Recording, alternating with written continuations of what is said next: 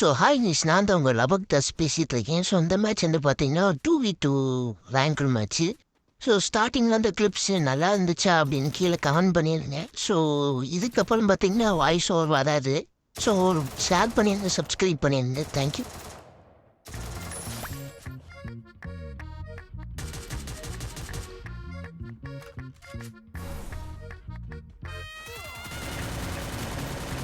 Guys, அதுக்கு நம்ம வந்து பார்த்தீங்கன்னா ஐடி சேல் பண்ணிகிட்டு இருக்கோம்.